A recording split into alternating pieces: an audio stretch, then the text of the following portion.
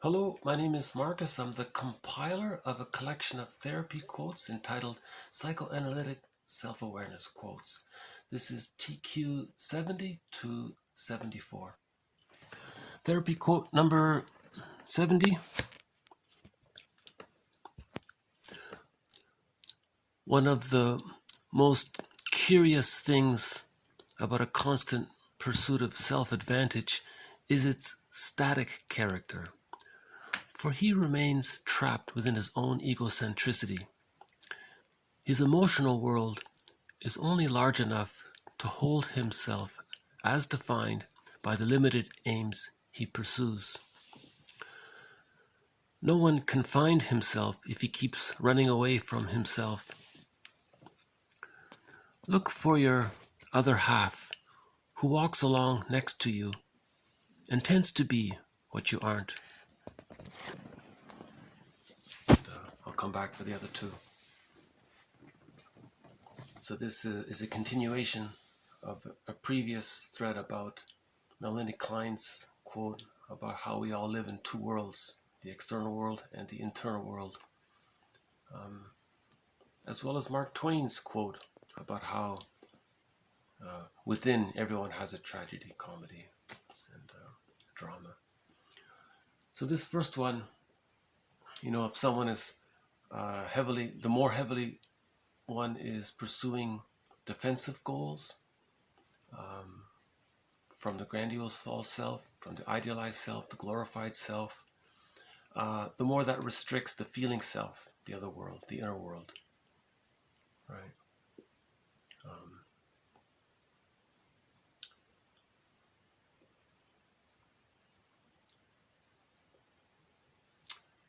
One more time.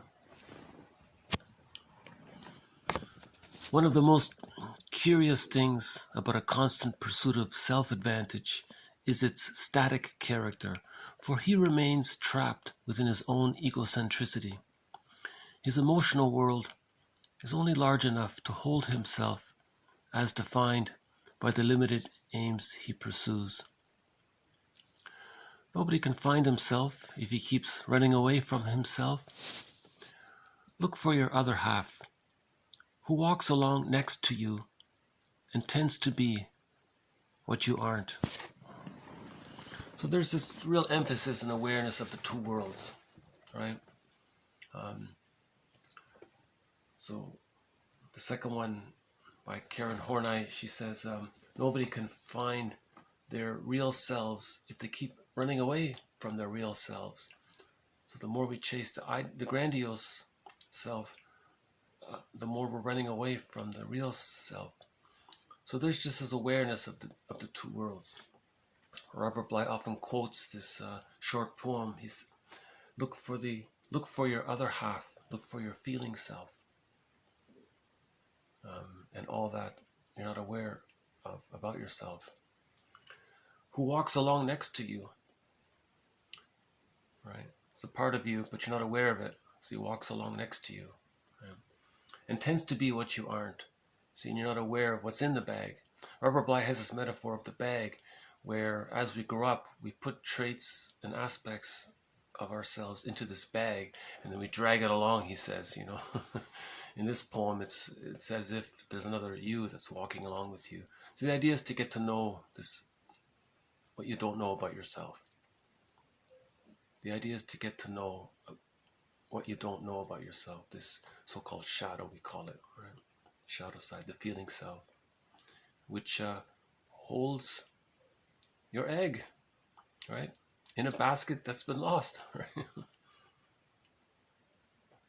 So speaking of Robert Bly, in an earlier video, an earlier video talked about Robert Bly's book, Iron John, where there's a scene in the story of where the protagonist needed to get the key out from under his mother's pillow. So this is especially the case when there's been a negative union with the parent. A lot of this doesn't really apply too much, I don't think, when there's a secure attachment and the person has achieved a psychological birth. A lot of this material is when when someone had to acquire insecure attachment, right? So I thought this next one offers a little encouragement to get the key from under the pillow.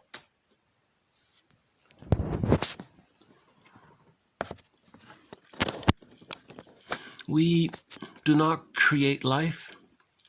Life has already been created in the form of the egg and sperm. So please, if you are parents and you to give your kids the nonsense that you created them, will you stop it? Because all you did was activated the conditions under which they could come.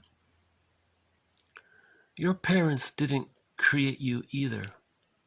They just activated the conditions, and many times without your consent. So she ended with a little humor there. You know, maybe this could be linked to how some moms try to control their kids with the line, "We gave you life, I gave you life," you know, to control their kids, give them guilt, you know. Some kids were raised on guilt, not love, right? And one of the lines they use, "Well, I gave you life, you have to do this. I own you. You're my pride. They're not your," right? So I'll just play the clip from where this quote comes from Virginia Satir.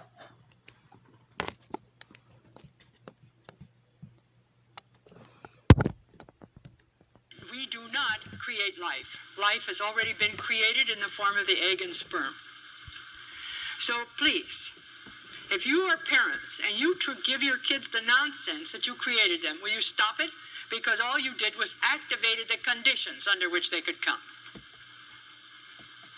Your parents didn't create you either. They just activated the conditions, and many times without your consent. All the time without your consent. So okay, let's do it again. Much attention to, and that is that we do not create life. Life has already been created in the form of the egg and sperm. So please, if you are parents and you give your kids the nonsense that you created them, will you stop it? Because all you did was activated the conditions under which they could come. Your parents didn't create you either. They just activated the conditions, and many times without your consent. All the time without your consent. So, I'm not sure if the audio came through. That's the loudest I could get it. I had it on the highest volume. So I'll just run through it one more time. So this is Virginia Satir. We do not create life. Life has already been created in the form of the egg and the sperm. So please, if you are parents and you to give your kids the nonsense that you created them, will you stop it? Because all you did was activated the conditions under which they could come. Your parents didn't create you either. They just activated the conditions, and many times without your consent.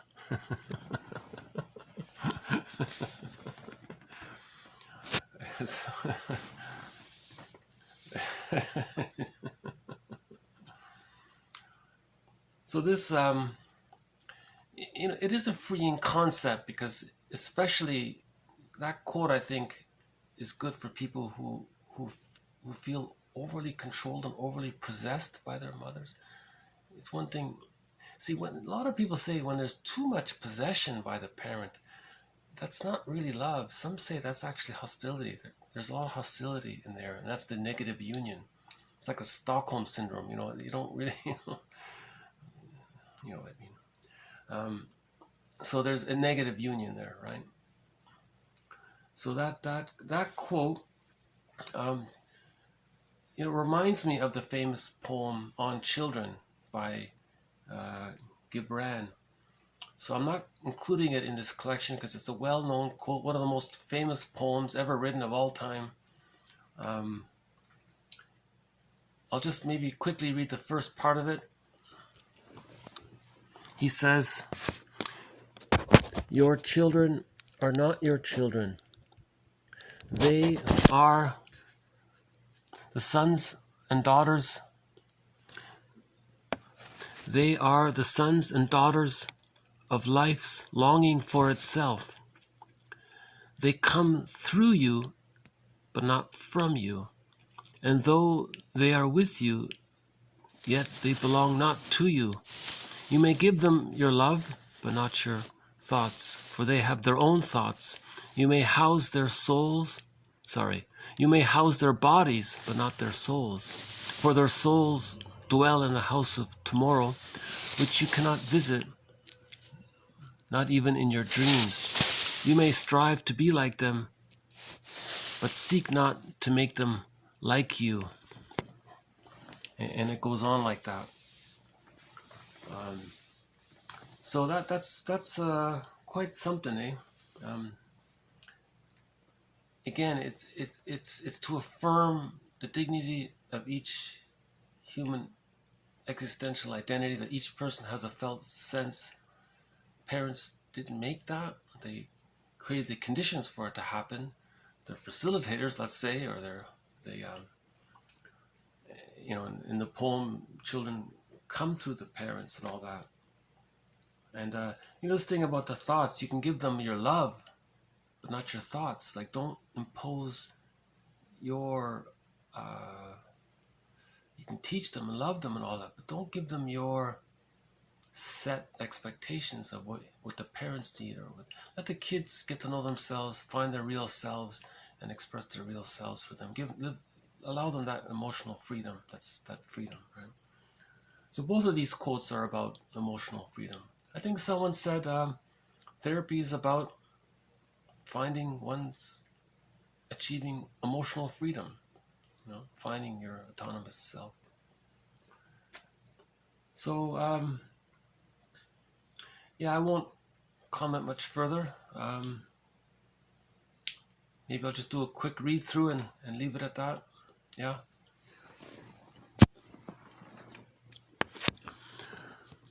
One of the most curious things about a constant pursuit of self-advantage is its static character, for he remains trapped within his own egocentricity.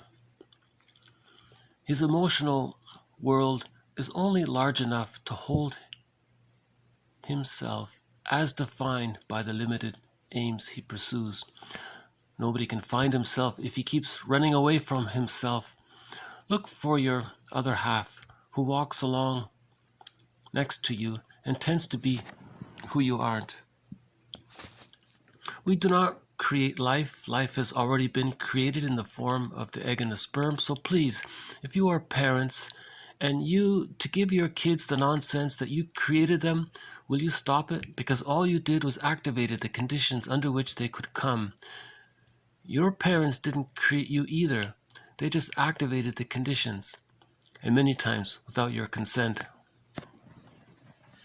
Okay, and we'll just close with TQ 74, the last one.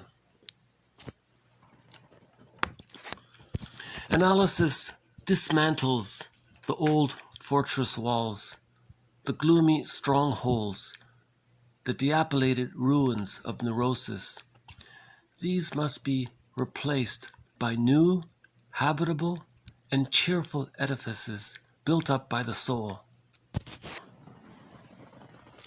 That's a great one. Right? That's very encouraging. That in the second half of life, you're going to build a new life, a new orientation. It's going to be cheerful, and it's going to be built up by the soul, by the real self. So in the first half, it's the defensive self, and then in the second half, you're building your life based on how you feel. You really feel loyal, honesty to yourself, loyalty to your. You consult with your feeling self, that person who walks beside you, right? You check in. Robert Bly says, you got to check in with the other self. He gave one example. If you're going to get married, you got to ask your other self. Is it okay? Is it right? You got to check in with your feeling self.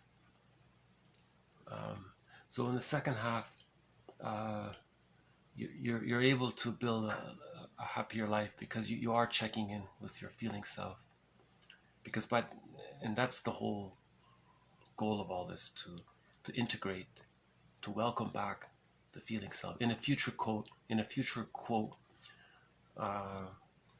there's a metaphor about how somebody welcomed his feeling self to the fireplace, gave him the best seat, and treated him like an honored guest, and all that. So it's to welcome your feeling self, those disowned traits.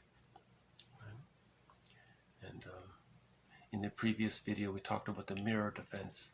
So you look in the mirror, you see your real self projected in other people in the form of a golden projection. Okay, so you acknowledge that's a connection to your real self, your golden projections, this emulative envy that one person called it. Okay, thank you very much. I'll leave it here for this time. See you next time. Let's may everyone create the conditions for build their nest for their eggs to arrive, for the real self to come in. Okay, so bye again.